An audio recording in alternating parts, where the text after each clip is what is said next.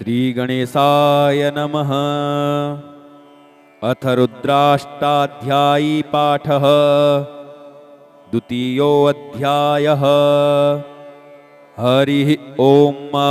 सहस्रशिरः पुरुषः सहस्राक्षः सहस्रपात् स भूमिगुं सर्वतः स्मृत्वा तिष्ठदशाङ्गुलम्। पुरुष एवेदगुं सर्वं यद्भूतं यच्च भाव्यम् उतामृतत्वस्यैशानो यदन्ये नातिरोहति।